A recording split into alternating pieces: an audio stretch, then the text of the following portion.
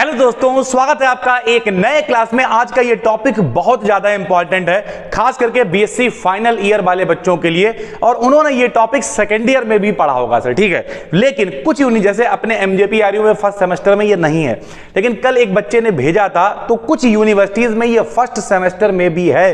तो आप अपना सिलेबस मिला लें। अगर आपको लगता है कि आपके सेमेस्टर में ये थ्योरी है तो आप जरूर पढ़ें। नॉर्मली ये एमजेपीआरयू में नहीं है सर, ठीक है, फर्स्ट सेमेस्टर में। थर्ड ईयर में तो आपको पढ़ना ही है सर, ठीक है सर। तो इसे हम लोग कहते हैं सैब थ्योरी, HSAB सैब। इसका मतलब क्या अभी बताते हैं आपको, या पियर्सन्स कॉन्सेप्ट भी इसी को कहते हैं, या फिर SHAB सैब थ्योरी भी हम लोग इसे कहते हैं। इसका मतलब क्या है, H माने हार्ड, S माने सॉफ्ट, A माने एसिड और B माने बेस सर, ठीक है। तो हार्ड, सॉफ्ट, एसिड, बेस। सरल भाषा में कह दे मेरे भाई तो एसिड मतलब क्या होता है, अम्ल, और बेस मतलब क्या होता है, क्षार।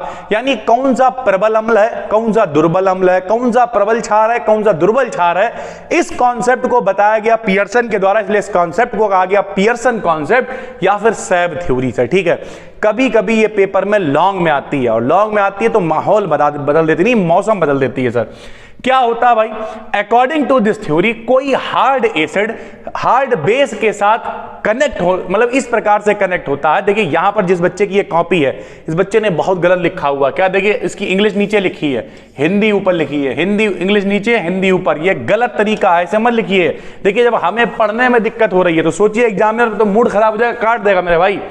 तो कोई हार्ड एसिड हार्ड बेस के साथ कनेक्ट होता है, इसी प्रकार सॉफ्ट एसिड सॉफ्ट बेस के साथ कनेक्ट होता है। यदि दोनों एसिड और बेस दोनों हार्ड हो या दोनों सॉफ्ट हो तो स्टेबिलिटी बढ़ जाती है। सरल भाषा में हम आपको समझाते हैं, पता ही नहीं क्या क्या लिखा हुआ। सुनो, जब भी देखो कहते नहीं, एक सरल भाषा में रिश्तेदारी और दुकानदारी बराबर वालों में होती है। क्या मतलब मेरे भाई, अगर बाई चांस जैसे हम हैं, ठीक है, हम मान लिया गरीब आदमी हैं, तो हम ढूंढने भी जाएंगे गरीब क्या, किसी अमीर क्या, तो कोठी पे नहीं चले जाएंगे, क्योंकि अगर चले जाएंगे पता है यार बेइज्जती करके भगाएगा। तो इसका मतलब ये रिश्तेदारी बराबर वालों में होती है। उसी तरीके से जो हार्ड एसिड होते हैं वो जब हार्ड बेस के साथ में कनेक्ट होते हैं, थोड़ा सा हम आपको याद दिलाते हैं हाई स्कूल। हाई स्कूल क्या होता था बताओ, जब एसिड यानी अम्ल करता था क्षार से क्रिया, क्षार यानी बेस से क्रिया, तो बनाता क्या था, सॉल्ट यानी NaCl, और साथ में क्या बच दिया, H2O यानी पानी बच जाता था सर, ठीक है। ये एक एग्जाम्पल है, कोई भी सॉल्ट बन सकता है। यहाँ KOH ले लो तो यहाँ KCl बन जाएगा, इस तरीके से। यानी जब भी कभी एसिड बेस से क्रिया करता है तो सॉल्ट बनाता है, ठीक है।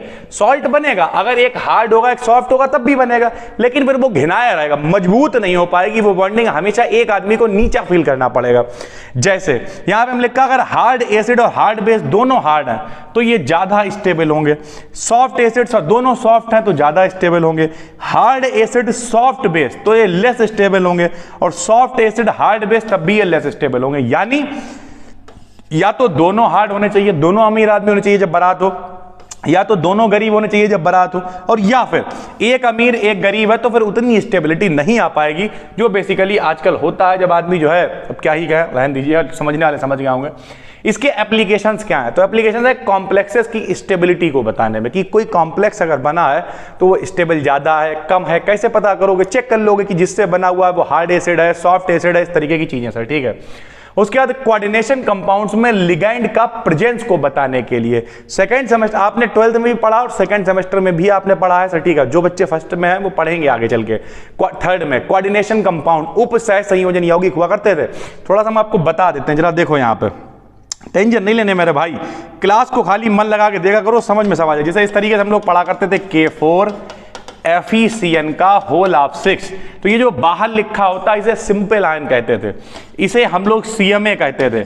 और ये जो यहां लिखा होता था ब्रैकेट के अंदर, इसे हम लोग कहा करते थे लिगैंड। क्या कहा करते थे मेरे भाई, लिगैंड। तो ये क्या है, कोऑर्डिनेशन कंपाउंड्स में लिगैंड्स की प्रेजेंस को बताने के लिए, कि लिगैंड कितने प्रेजेंट हैं, कौन सा है, इस तरीके की चीजें सर, ठीक है।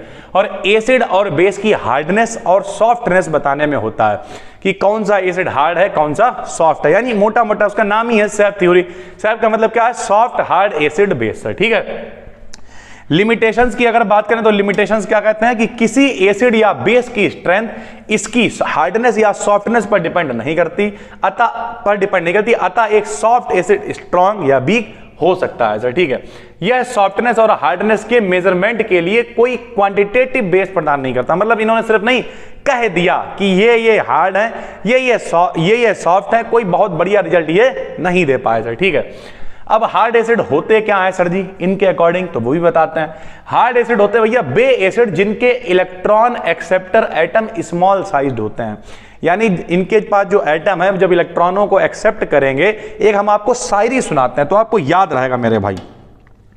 एक आदमी था जिसका नाम था लुइस। क्या नाम था? सब लोग मेरे संग में बोलेंगे, लुइस नाम था मेरे भाई। लुइस ने पी थी लस्सी, लुइस ने पी थी लस्सी इन 1980 और लुइस ने अपनी जो परिकल्पना दी, जो कॉन्सेप्ट दिया और क्या कहा, बोले कि जो देगा उधार, जो देगा उधार कहलाएगा लुइस छार। छार का मतलब बेस। ऐसे तुकबंदी बनाया करो, शायरी बनाया करो, अन्ना खा रहे हैं गन्ना, ऐसे करके।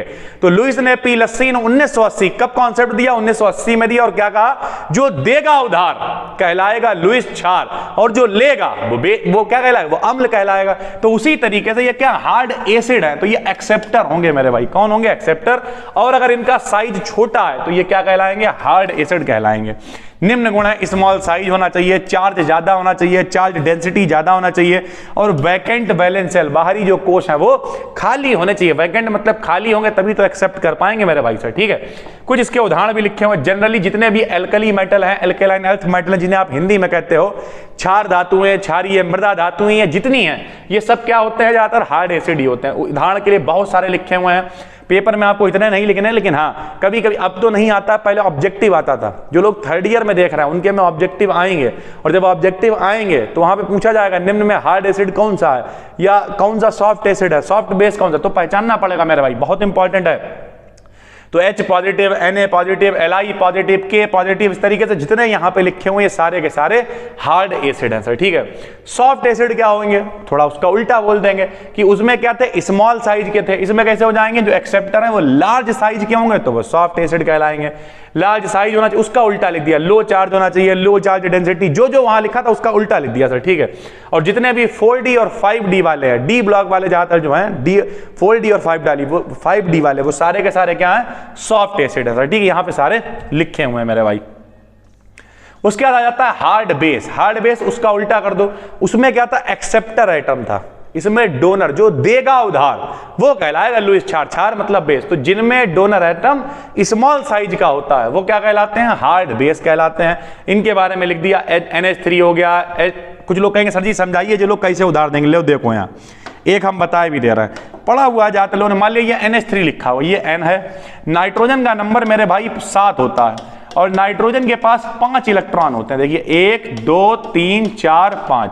NH3 का मतलब 3 जो इसके इलेक्ट्रॉन है वो तो 3 हाइड्रोजन के साथ इंगेज्ड हो जाएंगे, लेकिन ये 2 बचे रहेंगे। और जो देगा उधार, किसी को उधार दे सकते हैं ये, तो वो कहलाएगा लुइस छार। तो ये क्या है? लुइस बेस है मेरे भाई। ये सब बेस की कैटेगरी में आते हैं सर, ठीक है, जितने यहाँ पे लिखे हुए हैं। सॉफ्ट में क्या कर देंगे? जो डोनर आइटम है वो लार्ज साइज का होगा तो वो क्या कहलाएगा?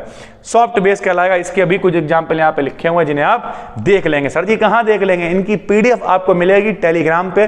टेलीग्राम पे जाके सर्च करना है बी डिकेडियन BSc, बस इतना ही करना है। वहां पे टेलीग्राम, वहीं पे आपको PDF मिल जाएगी सर, ठीक है, ज्वाइन कर लीजिएगा।